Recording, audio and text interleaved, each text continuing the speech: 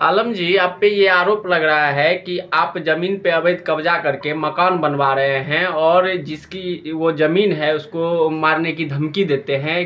क्या कहना चाहेंगे इस पे? ये बिल्कुल सरासर गलत आरोप है मेरे ऊपर। ना ही हम किसी व्यक्ति को दबाव बनाते हैं, ना ही किसी का ज़मीन हड़पते हैं। दूसरी बात है कि सर, हम ज़मीन खरीदे हैं और हम जो ज़मीन खरीदे हैं वह ज़मीन का मालिक है अमरेश यादव। और अमरेश यादव के पास वह ज़मीन उनके परदादा और छेदादा जो भी हो, उनके समय से वो ज़मीन उनके कब्जा में आ रहा है। और कुछ ज़मीन आज से 40 बरस पहले उसमें बिका है। 3-4 व्यक्ति लिया है, 3-4 कट्ठा ज़मीन उसमें से पहले से बिका हुआ, जो कि लोगों का मकान है।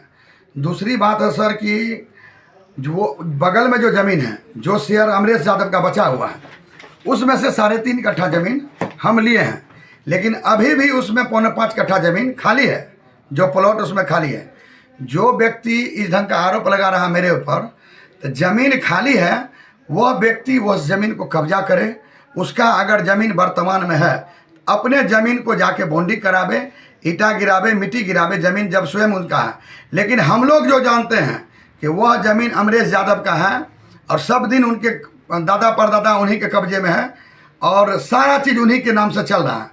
बीच में अभी क्या हो गया कि खतियान में उनके नाना के नाम आ जाने से, जिसके कारण यह जो नया व्यक्ति पैदा हुआ है, जो हमारे ऊपर आरोप लगा रहा है, उनका खतियान में नाम आ गया गलती से आने के कारण वह दबाव बना रहा है। और अभी जो दबाव बना रहा है, यह सब बात वो हम चाह रहा है कि जो आलम भाई का नाम लिया वो उनसे चाह रहा है कि 2-4-5 लाख रुपया हमको भी मिल जाए और हम इस मामला को सेटलमेंट कर लें।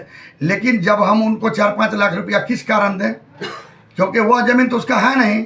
हम जिस व्यक्ति से ज़मीन लिए अमरेश यादव से, वह ज़मीन उनका है और अमरेश यादव हमको बजाते दाखिल खारिज और सारा चीज़ हो चुका है हमारा ज़मीन का।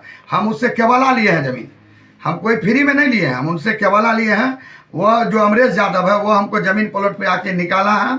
और उस समय ये जो रोबिन यादव है, उस समय यह भी लड़का मौजूद था जिस समय कि वो ज़मीन निकला था।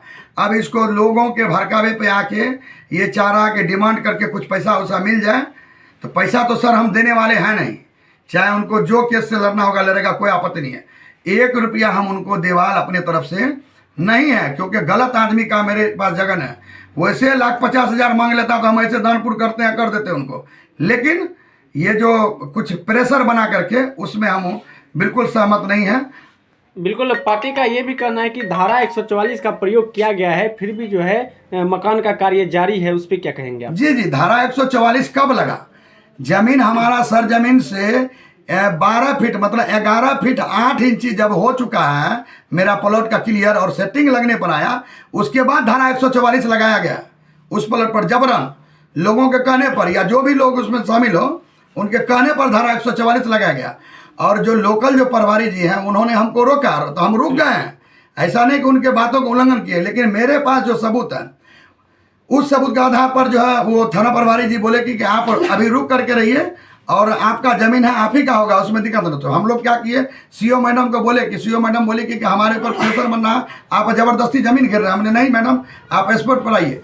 कम से कम गांव के 100 से 150 व्यक्ति का साइन हुआ है।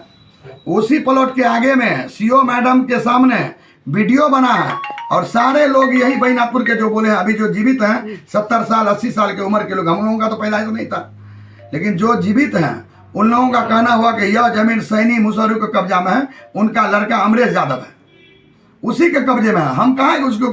अभी एक कल खबर चला कि आलम जो है सो जबरदस्ती उस जमीन पर कब्जा कर रहा है, वो धांधली कर रहा है। हम किस कारण धांधली करें? हम तो वाजिब पैसा दे करके जमीन खरीदे अमरेश यादव से। अगर कोई मामला है तो वो अमरेश यादव से समझे।